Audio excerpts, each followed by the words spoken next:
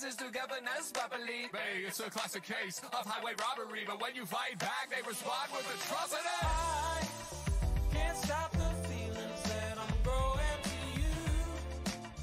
Can't break free from my need to see you losing this fight for love to breathe. What is between you and me, baby? Even though I know that our future's not forever, we'll never be together. Please set me free now. Oh, set me free. Oh, set me free. Boom. All right. Let's get this going. Make sure my chair's lower. All right. Hey guys, what's up? It's your boy Lila Farley here on the first stream for Farley's Far East. For those of you that are not familiar with who I am, a brief background before we jump into today's topic. I am a bilingual comedian and I guess you could say rapper. I've come out with, I think, 6 or 7 songs if you include covers at this point. I'm obsessed with rapping bilingually. I'm really obsessed with rapping in Chinese for sure. But bilingually, lately, especially, I've been really just obsessed with. And that kind of highlights who I am and what I'm about, which is language. And I really just am obsessed with the linguistics behind Chinese, as well as how it compares to my mother tongue, English. I talk shit about the Communist Party of China, and I am not allowed back in the Communist Party of China unless I want to get arrested. That is for sure.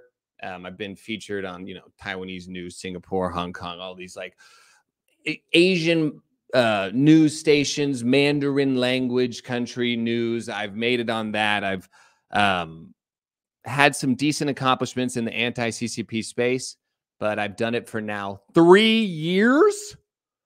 And it's definitely worn on me a bit. And for those of you curious, I'm going to post a comment at the end of this stream with links to some videos.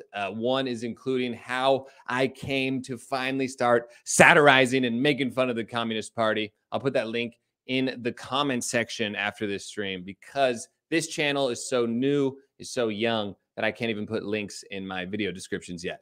So that's it for me. If you guys are not familiar with me and you have any questions, feel free to let me know. Last thing, and probably most important thing, is I've studied Chinese for like 16 years at this point. Like half of my life, more than half of my life. And much of my analysis, whether it's jokes or doing things on this stream, is going to be language-based. Language-based. All right, let's go through these comments real quick. Just to make sure, I want to make sure I'm not lagging. Am I? Is my computer lagging at all? Let me know. Otherwise, we'll just get right into this. First of all, Will Smith, that is hilarious. Smash that like button like people do my wife. Yo, I appreciate that. Let's go to the topic of today. Hello. Okay, so for those of you that don't know, there is a term in Chinese that is known as 辱华, which means humiliation of hua. Now, hua means the entire Chinese populace around the world is humiliated by something, or in this case, someone. And in this case, it is an Apple model for this like Apple Watch specialist. Look what's going on with our new customer service improvements, etc. Now, these are advertisements that have been portrayed across the world in Apple markets across the world. However, Chinese Pinkies, for those of you who don't know, little Pinkies are Chinese nationalists, had an issue with this one because they felt that the braid is offensive, as they feel like it is a stereotypical depiction of how Westerners stereotypically feel that Chinese people look.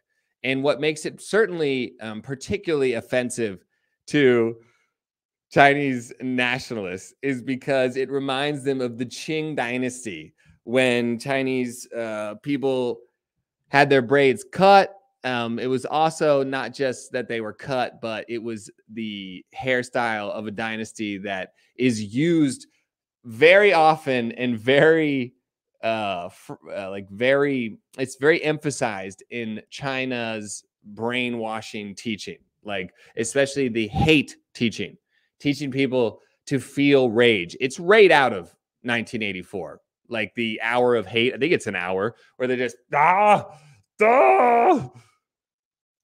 Same thing happens in China, but they use the Qing dynasty in the century of humiliation as a way to really emphasize how embarrassing that hairstyle is. And it doesn't make sense because it shouldn't make sense, right? It is ridiculous, first of all, to be upset with a company for choosing a model that you feel like depicts a stereotype that foreign people, the West, views you as. It actually reminds me of a Chinese phrase called 对号入座, which means you sit in the number, like you're like, oh, that's my number. I will take my seat now. Like as if it's a train seat. That's my number. I'll take my seat now, which is like, oh, you're saying this thing. You're definitely referencing me. I'm going to take my seat now and get offended. I'm sure we all are familiar with people like this in our lives. Okay, that do this often. It's really the victim mentality. And in this case, they looked at this model, this new model for the Apple Watch specialist customer service promotional material, and they were offended despite the fact that, just like young Bruno said, it's actually a Native American woman. And on the Chinese internet, it got so ridiculous that after some people came out, were like, yo, this is a Native American woman. What are you guys talking about? Other people came out, other netizens came out, large or influencers came out, and they analyzed the facial structure of this nice woman. This woman looks so lovely. I would definitely cast her in my customer service specialist advertisement propaganda or campaign, right? But she's so friendly, dude. She has such a good smile. How can you do this? And they look and they analyze her face and they said, she has double eyelids. She doesn't have she doesn't have double eyelids. She doesn't have a high nose. And she has one braid, which is a Chinese, they say is an Asian face. So she must be Asian. She can't be Native American. And they also said that because she has one single braid, and like Native Americans have two braids. This is one of the argument points that they're trying to make here, is that no, she can't be Native American. Native American men have two braids in the back. Bien. I wonder if that's the English translation. I hope that's the correct English translation. Two braids. So first they get the gender wrong, and then they make the argument, they base it off the number of braids. It's weak, okay? It is so weak. And the reason I want to emphasize that their arguments are weak and take you through them right now is because this is how bad it has gotten. This is how bad it's gotten in China right now. It is so similar to the Cultural Revolution that took place between the 60s and early 70s. It was 1965, I believe, it was 11 years. So I think it was 1965 to 1976. In China, it was like the Salem witch trials on crack. It was insane. And you had so many people just get publicly shamed for certain hairstyles that they felt was part of the old ways or that was too Western, right? They gave you a label like a rightist,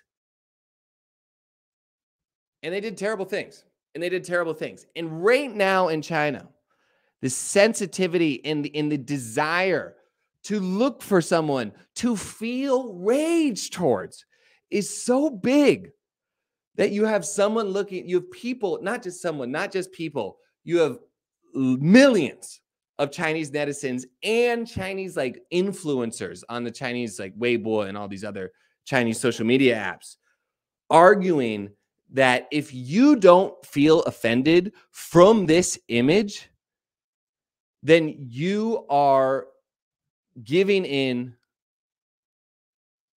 to the white man, to Western powers. This guy says, don't say that it's the glass heart, which Chinese nationalists are very infamous for, is their glass heart. In America, if you sing a song which the lyrics, the hook sounds like the N-word in English, I'll sing it for you in a second, but I'll probably sing that part as well, I think. 勿以恶小而为之. So it's like you guys are trying to control the narrative by coming out here and saying people that are offended by this image have glass hearts. And the song that they're saying that you can't go to America and sing goes, 阳光小红小阳光彩虹小白马滴滴滴滴滴哒你是那个 which a lot of people that don't study Chinese would think was the N-word, but to the trained ear, it's not. But that song is famous because like a lot of American streamers and influencers, they did reactions to it. And this is a classic example of Chinese whataboutism. It's spectacular how effective this is at convincing young people to not think more about criticisms that they have towards their government.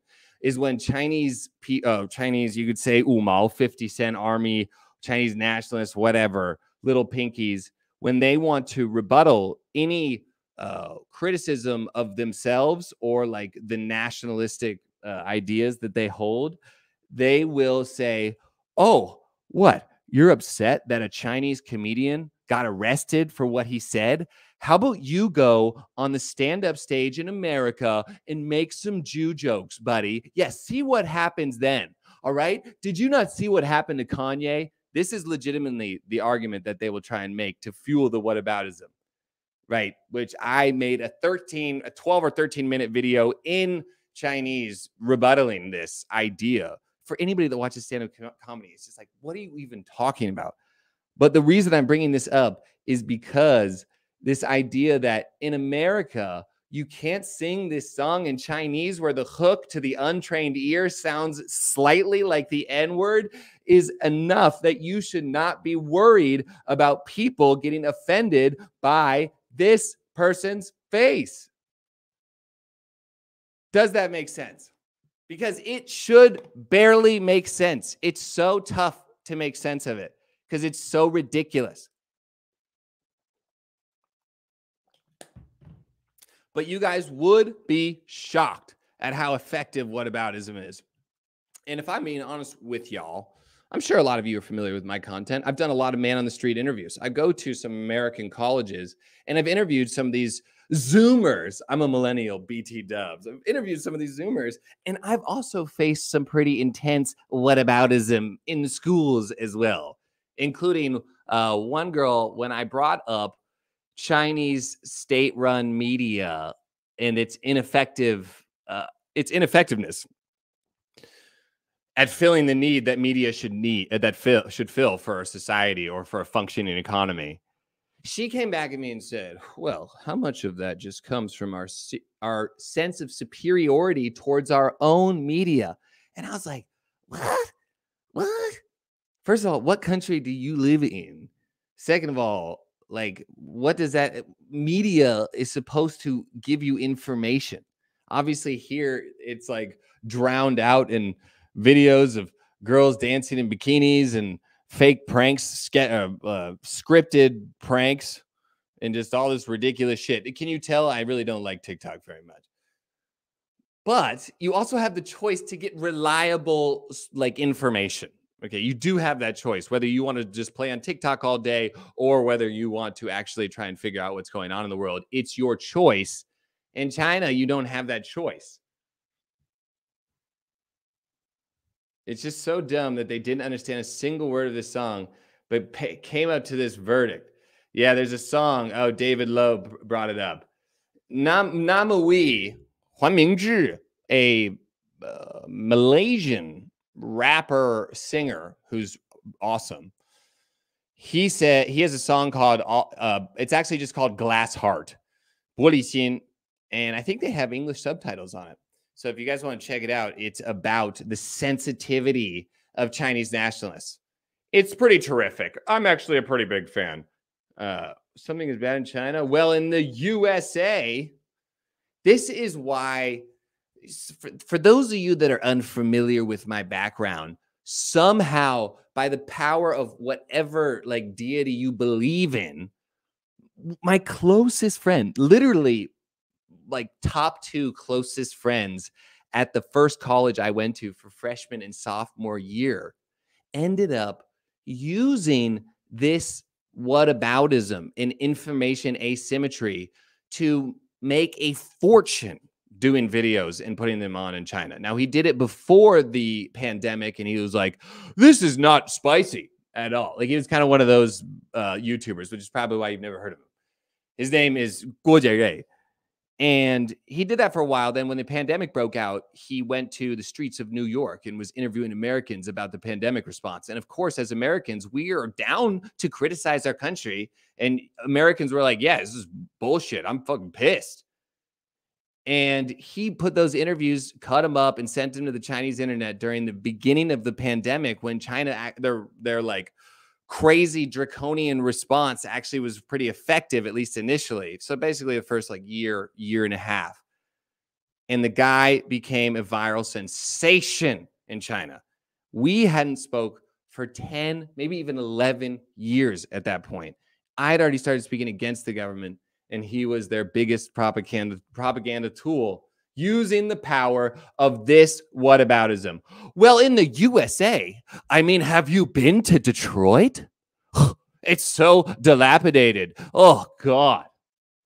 It's like Americans have the opposite of what is called in Chinese the passcode to wealth, which is like, what do you have to say to be able to get money? And in China, it's like you have to be super pro-Chinese government. And the people that can make the most money from that are foreigners like my boy, Guo Jiarei, that I was just telling you about. Whereas in America, the opposite feels true. We actually kind of like criticism with an accent. You know, British, Australian, New Zealand, you know, or South African. We like a little accent with our criticism because we think it means more, right? Which it might feel more objective. The opposite is true in China. If you are a foreigner, you got that like foreign accent, which Guo Jiarei's Chinese in Chinese sounds like the equivalent of like, hello, everybody. Today I come to New York City, and I am going to. It's like really bad. However, the Chinese audience is just so hungry for this whataboutism, they eat it up. And, you know, if you have an accent and you honestly have a white face, because there's a lot of weird racial tendencies that exist within much of Chinese society, I personally think as a result of just such a, is homogenous the right word? Homogenous society for so long. But if you're a white dude speaking like basically second grade level Chinese, you know, you can make a fortune going after this whataboutism technique, right? So, Bruno, the idea of whataboutism, what makes it an effective propaganda tool is you think that your knee-jerk reaction is to be like, well, America is one of the most developed countries in the world, especially in the eyes of a Chinese person. They might not really know a lot about our awful health care and the wealth gap. I think we're top 10.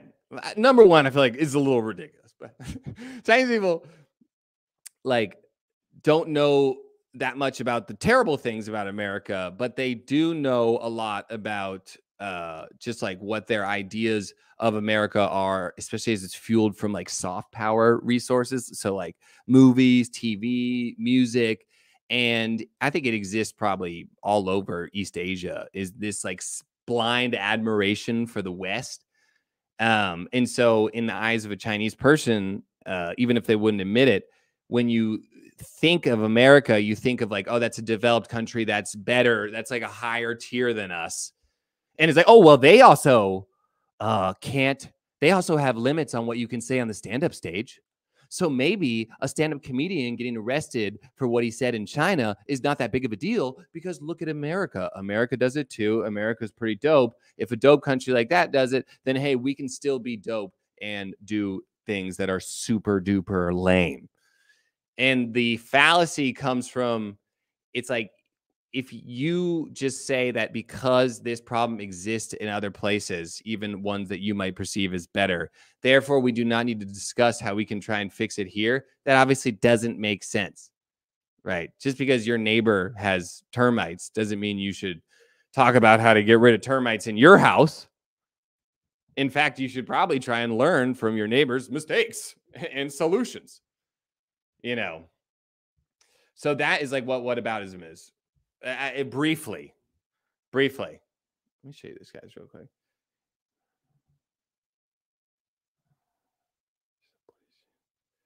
So I think this is hilarious. Someone goes, why doesn't Huawei make a 500 gene? So I think that's like 780 pounds. Maybe I could be completely off.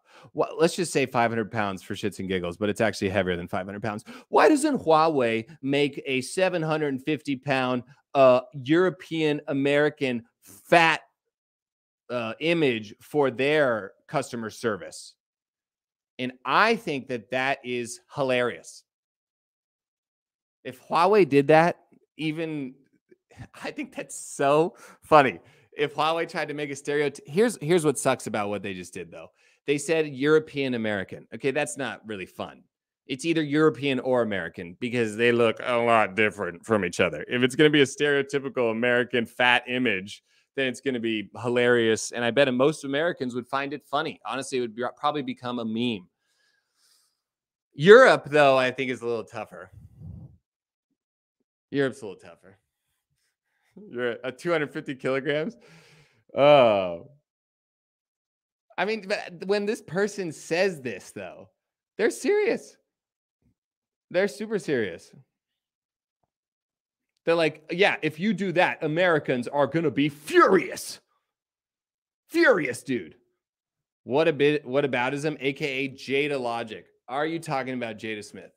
This is what I need to know. Will Smith slapping Xi Jinping, a longtime friend of the show. What aboutism? So does Jada do that? What, when she tried to like support race swapping Cleopatra? When she went against the Egyptian government? It was like, nah, actually, I don't think you guys know what you're talking about. My grandma told me that Cleopatra is black, so get out of here. I don't think that's... Oh, Jada mind tricks. Nice, dude. That kind of sounds like a Boston person saying that. All right. I've talked to you guys about what I wanted to talk about. Let's see. Let me look at your comments real quick. Oh, yeah. Outward One ruling of the dynasty were very nasty about enforcing the Q rule. Yeah. They did. They were very nasty about cutting. It was not just foreign powers, but it was also... Oh, wait. I'm such an idiot. I should have done more research before this. As you guys can tell, my expertise is in linguistics. Chinese history, I'm pretty educated on from the Sui dynasty through early Tang, late Tang, Yuan dynasty, Ming dynasty, and Song, I'm okay. Northern Song, I'm better. But as soon as you get to like the Qing dynasty, which is when they had these Q braids, I don't know as much because honestly, it's such a bummer to read about. It's such a bummer to read about. The Ming Dynasty, on the other hand, from the bottom now we hear. Super cool. But anyway, I say that because the Qing Dynasty, I think that it was actually like Mongols that maybe made the Han people cut their Q thing. Was that what it is? Was that what it is? That sounds actually more correct. There was a college Chinese instructor that got in trouble for using that word. I don't know how to spell. Oh, I saw that video. You know why, dude? Because he doesn't even, I don't think he speaks Chinese, because when he said it, it didn't sound like the Chinese pronunciation. And I have a trained ear for that. So that's a tough one, because I think that if you go back and like play what I just did, and you listen carefully, you can hear the difference. And I don't think that's true necessarily with him. Does that matter? Yeah, probably in the setting. Probably in the setting. It's just so dumb that they didn't understand a single word of this song, but came up with this verdict. China has problems, but America sucks too. Yeah, there we go. Okay, sorry. Back when the UN was talking about Russia invading Ukraine, one of the European ambassadors had a great response for whataboutism. What do you think about? I think I've read about that, but I forget it. What do you think of your twin Masure? For those of you who don't know, Masure is a American that speaks Chinese and Spanish, and him and I look pretty similar. I think he's like part Latino or something, and I think Iberian Peninsula in my blood, which is why I look the way I do right now. Also, the fact that my salonists have been booked for the last few days. It's all right, though. Sad that Chinese people value the pro-Chinese opinion of any random white dude to the point of it being legitimately useful for the CCP in that way. Yes. Dragunilla. That's a cool name. Dragunilla is correct. Or if it's Spanish, Dragunia. That's really correct. And that is the bummer of guys like myself, but other friends that I used to have. One of them is named Jelida. Jared, if you guys want to check out his YouTube channel, he does have some good stuff, especially some of the older stuff before the pandemic. You know, we are, you could say, artists or writers, comedians, whatever. We can go and use humor to bring together different cultures. It's like, it is, I guess you could say, a superpower that comes with learning another language for sure. But I think because so few people learn Chinese and get to a really high level, which Jelida is also a really high level. Obviously, it's not as high as your boy, obviously, but he speaks really good Chinese. And in China, when you get to that level, Chinese people are always trying to talk to you. They're always like starting conversations with you. I like bought a ticket at the train station. The people behind me are talking to me. The people next to me in the line next to us are talking to me. If I go to a restaurant and I'm like ordering my food or whatever, the whole restaurant, the train is talking to the guy next to me. Before you know it, the whole train's talking to me. And through these encounters, you get to observe things about Chinese people that especially are different from Westerners. And I think Jared was great at turning those differences into funny videos that also made you think like, wow, I guess we're not that so different, you and I. And that's what I try and do with a lot of my artistic creation, my artistic endeavors, is this idea that I call the 咱们 idea or 咱们 principle. 咱们 is a word for we in Chinese. There's two forms of we in Chinese. There's the 我们, which is the form that we're familiar with in English. But 咱们 is much more common in like Beijing and the northern part of China. It's inclusive. So if I'm saying like 咱们要去酒吧, like 咱们去酒吧吧, like if let's go to the bar, if I say 咱们, that you're included. You're coming with me, buddy. We're going to go take shots of Jaeger. Okay? It's going to be great. Watch a football game. What type of football? The Premiership. And we'll just get pint after pint and have a great time. 我们 can be different. If my girlfriend's next to me and I'm like, 我们要去酒吧, it's like, I'm going with her. Like her and I are going to the bar. And I don't give a fuck if you come. I probably don't want you to come because you'll be a third wheel. And, you know, our relationship's pretty new. I'm not out of the honeymoon phase yet. Right. I don't need you.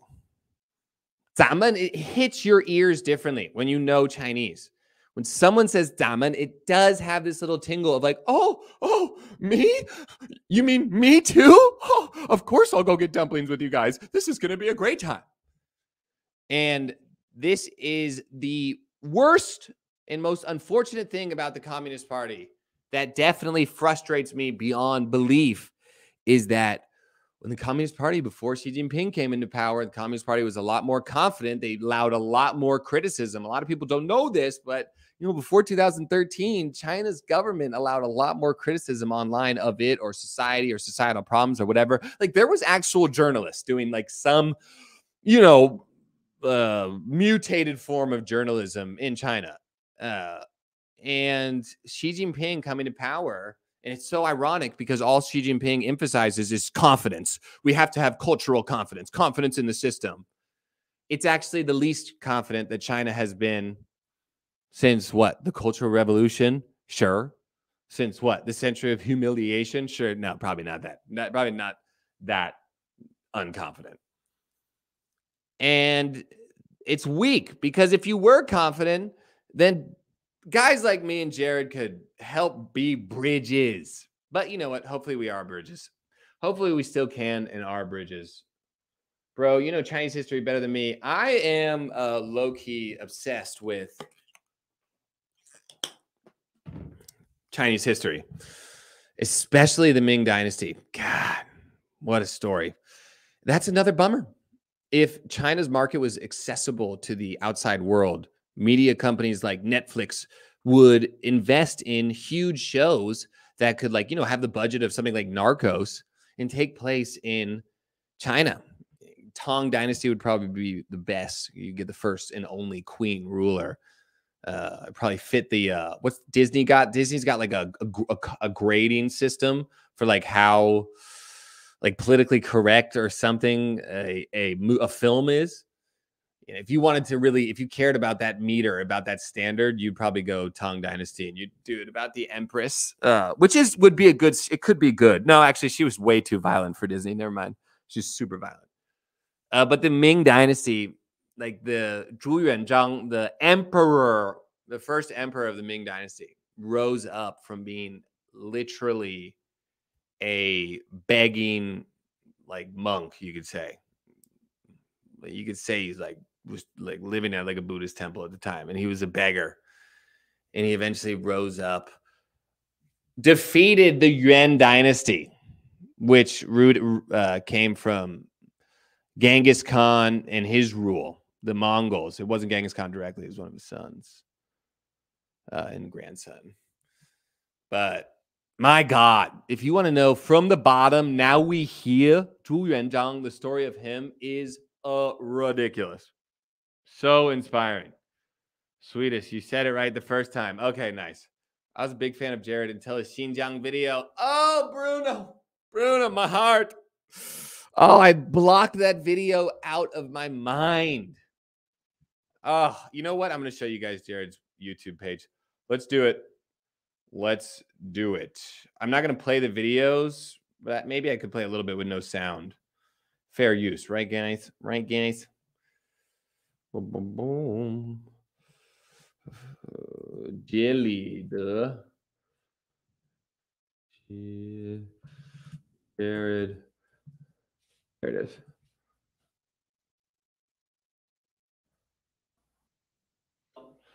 All right, let's check this guy out.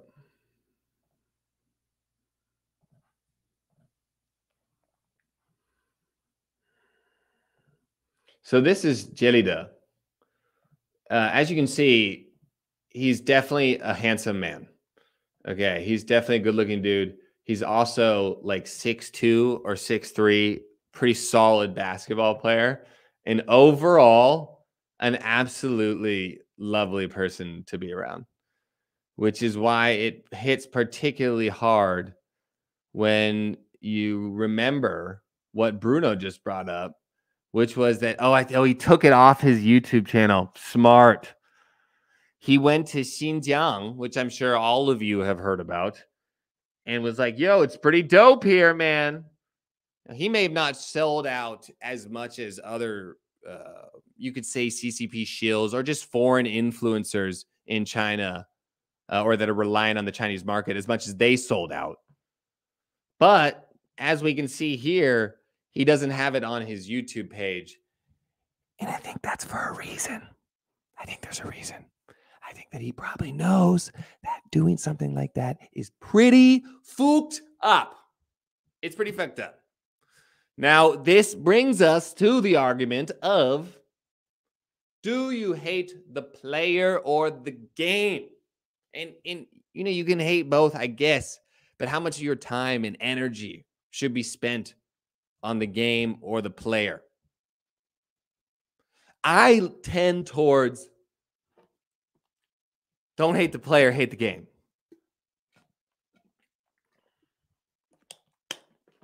And the game in this metaphor is the Chinese audience. And specifically, it's their desire to see a white face tell them that life is dope. That actually America, they're wrong about everything. It's way worse there. You're better off here. It's safer. Shit like that. That desire to see literally white dudes, I guess white girls too, actually, white people tell you that everything that you feel is incorrect because compared to the world that these mysterious white people know, your shit's actually pretty dope. Your shit's actually pretty dope. It's awful. It's awful to do that for a job. And it's what's known as the white monkey. I wrote a video about it. Ghostly Chills has a great question. Why white people? The short answer is because a lot of Chinese people have like sometimes it's like unconscious racist tendencies. They just like, if you guys ever heard of the horrible film Wolf Warrior or Wolf Warrior 2, well, I have watched both. And let me tell you, Wolf Warrior 2, I think it's the highest grossing film of all time in Chinese history. That film is so messed up. It's honestly absurd. And if you watch it, you'll puke. But one thing that you see that's really obvious in that film is the Chinese army is like, it feels like that idea of what I think it was called white man's burden. We're just like, we have to civilize the barbarians. It's the same shit, just with Africans, and it's Chinese man's burden. And watch the movie. If you don't believe me, go watch the movie. It's just like, it makes me think of this line in Chinese. It's like, 我多么不容易. It almost sounds like a Chinese parent being like, do you understand how tough it is for me to raise you? And that's the tone of the movie through the Chinese protagonist and his like team of Chinese people. Okay, it's absurd. It is an absurd movie. I watched it on a plane and I was like, this is going to be hilarious. I'm going to take an edible. It's going to be so funny how stupid this thing is. And I was like 10 minutes in and I got my computer out and I took notes. I'm not even shitting you guys. And maybe I'll do a video on this in the future. It is absurd. Okay. Now, the reason I'm bringing this up is because this like unconscious or conscious racism permeates through a lot of Chinese society, especially, I'd say it's worse in the older population, I think. And it's worse. Yeah, I'd say it's probably worse in the older population. But that's, I'm painting with a broad brush. I'm doing little generalizations here. I think any Chinese person that's even remotely honest with themselves or about their country or whatever will admit to this. Chinese racism is really different from American racism. I think a lot of American racism, it's like, there's like hate. It's like this like blind hatred. Whereas like Chinese racism, a lot of the time, sometimes I feel like it comes from fear, which can be even more gripping. But you see blackface all the time in Chinese, like New Year's gala. There was a Chinese advertisement where a black dude was put into a Chinese washer. And then when he came out, it was like he was a handsome Chinese man. That was like a big commercial in China. And when you confront Chinese people on that, you go, that's racism. That's racist. Often, especially if they don't live abroad. Now, again, I'm making generalizations here just for the sake of we're just talking about a broad group or a broad culture. A lot of them will be like, yo, you are just obsessed about politically correctness and you're afraid of everybody being offended and you guys just think everything is racist, which I admit that phenomenon definitely does exist in modern day American society. But dude, come on. It's a completely different level here. I mean, this is clear-cut racism. It's like there's no way that you can try and stand by this. And the backside of what I was telling you guys about with Wolf Warrior 2, this kind of like Chinese man's burden of feeling like they're superior to lesser developed African countries. I mean, if you guys, there's so many messed up videos out there of like Chinese bosses mistreating their African workers and stuff. It's absolutely insane. But the flip side of that is a blind admiration for the West and what they view as the West, which is white people. I think it's stupid. And my next song that I'm coming out with is literally about this phenomenon, this blind admiration for the West. It's called the squat song. It's about the Asian squat, because I feel like it's a great metaphor for just something that's like so intrinsic in human existence and like the human experience. But I personally feel the Asians do a way better, which is squatting to poo. Are you kidding me, dude? It flies out.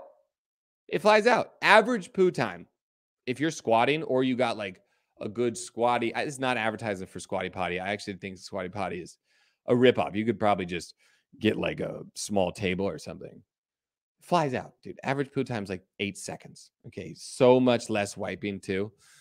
And I just use that as a metaphor to kind of paint this idea that like, yo, blindly admiring the West is ridiculously stupid. It's really dumb. I hate it. Cultural confidence. The more you emphasize cultural confidence, the less confidence you have in your culture. Obviously, it's, if you guys want to know the key to understanding the Communist Party, it is irony.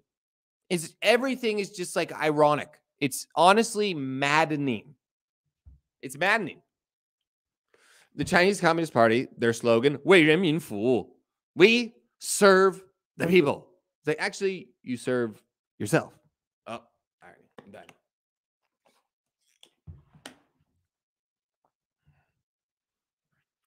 When a Chinese like parent says to you, 我这是为你好. Actually, that's too broad of a generalization. Sad to hear your friend went that far. Uyghur genocide denial is pretty severe. Do you know how it works? Does he get shield gig offers he says no to? Or it's all done from management. It's all done from I think they're MCNs, like multinational corporations or something. Oh my god, I just forgot what MCN stood for. This deal abbreviation for. They're like management companies. That's what they call themselves. And it's like, I'm your agent, I'm your manager. And then your manager will get the command from down the command line, right? It will come down the line. It's like, yo, everybody's got to do a video where they go to Xinjiang and actually tell you that it's pretty dope. We're dealing with way too much criticism here. Assemble! Mobilize the troops, boys. Send them in.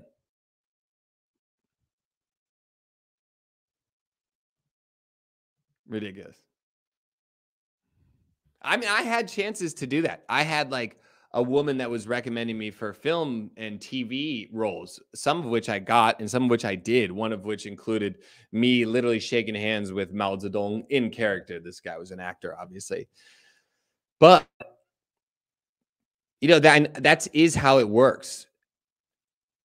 And those managers will do like fucked up things. Like this is another idea where you can kind of see this like race play a tendency into what shapes the white monkey tier system. My manager would be like, you got to shave. You got to shave your beard. Some of you could be like, oh, dude, you look better with a shaved beard. I agree with you. I'm just trying to lose weight so I can get rid of my double chin that I'm hiding with my beard first. But if I had like a beard or any facial hair or stuff like that, you know, this woman would be like, you need to shave. Like you need to keep a clear cut. Otherwise you look Arabian. Out of order. And the sad thing is she's right. If I wanted more roles and opportunities, I needed to look as white as possible. I needed to look like I literally just left Martha's Vineyard. Just walked out of Martha's Vineyard. And I did that. I played that role for a few years. But as Xi Jinping was in power for longer and longer, and nationalism, Han chauvinism just got to unreal levels that I'd never seen before. You don't have any freedom to be an American and not be openly pro-Communist Party. It's like you, as an American specifically, almost don't even have the freedom of silence. Like you have to come out and be like, yo, actually, socialism with Chinese characteristics, it's kind of sick. You should try it.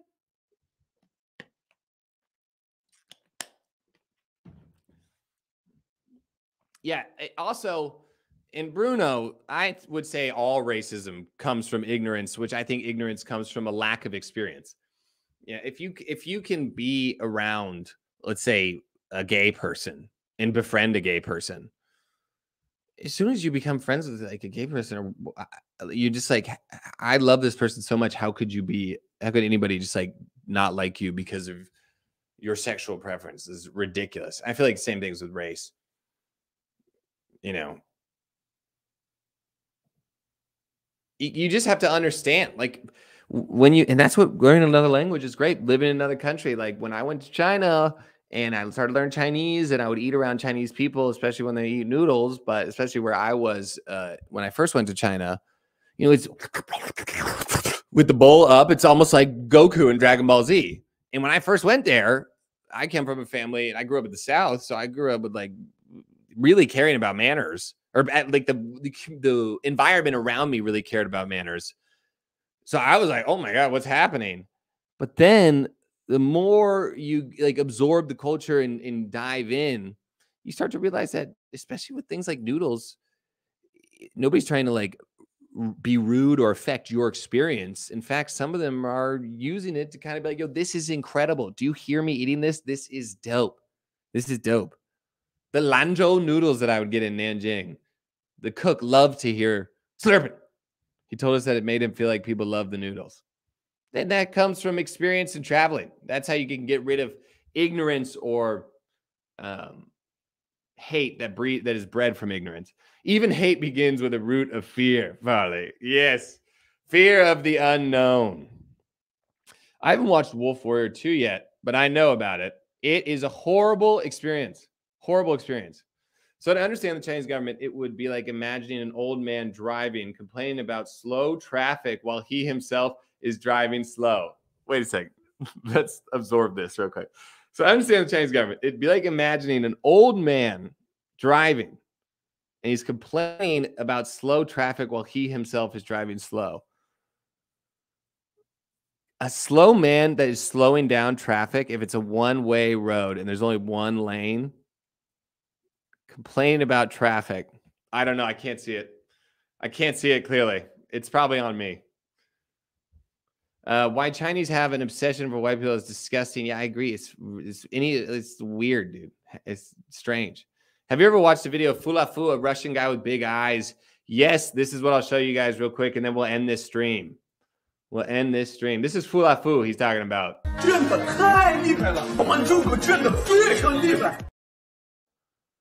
Unbelievable. This guy is a Russian. First of all, he's saying, really, it's so good. He says, woman, Zhongguo. So he's saying, like, our China is really just incredible. And it looks like he's smoking meth, but he's actually not.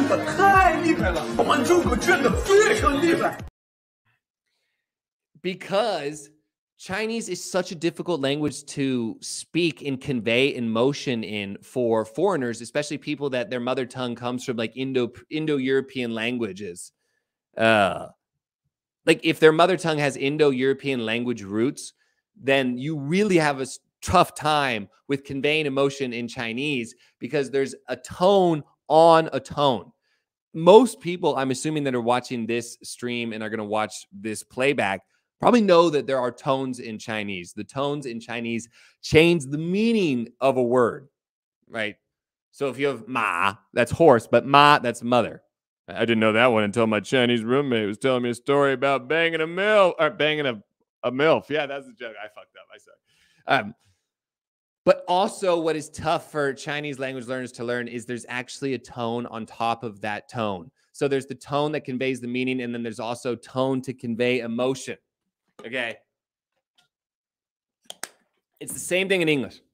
In Chinese, I love you. 我爱你. 我爱你. I love you, not your sister. I love you. 我爱你. I love you. I don't hate you. I love you.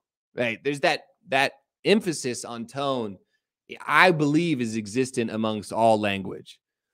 But Chinese also, I guess said that in the Southern Chinese has a tone that changes like the meaning of a word. Now, the difficulty with trying to grasp while speaking Chinese the correct pinyin pronunciation, the tone within the tone, as well as the meaning of what you're saying and the grammatical pattern that you're trying to use to organize your thoughts. You know, that sixth level of consciousness that you need to speak Chinese fluently can make people do weird things when they speak Chinese. Okay, for example, some people speak Chinese with a higher tone, including myself. I used to, definitely. Like, 如果我换语言开始说英语 actually 现在刚才有点故意 So if I speak Chinese, 一般来说那个音调差不多，跟英语差不多，区别不大吧？ The tone is pretty similar. It's pretty similar. If you're learning Chinese and your tone goes a little higher when you speak Chinese, don't be upset. It's totally normal.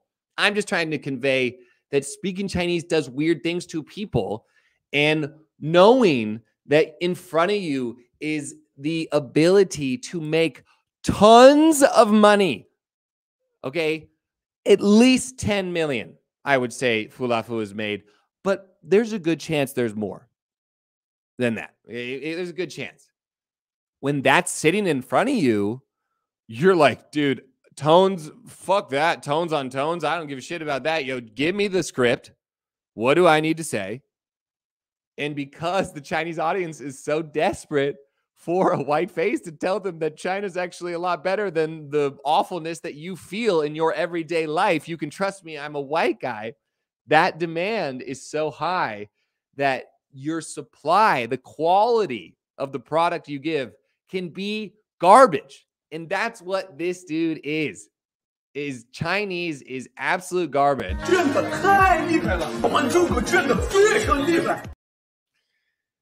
There's no Can you imagine if a Chinese person was doing that about America?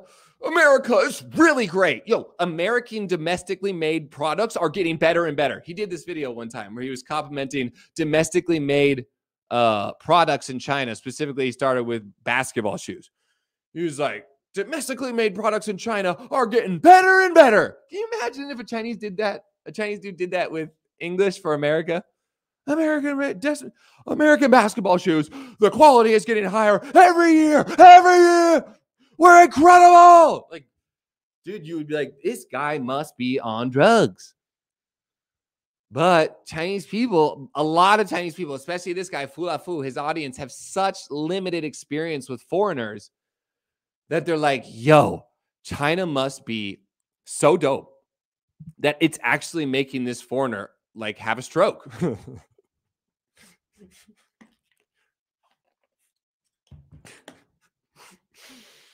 And it works. It works, y'all. We can sit here and laugh at this goofball, but it works.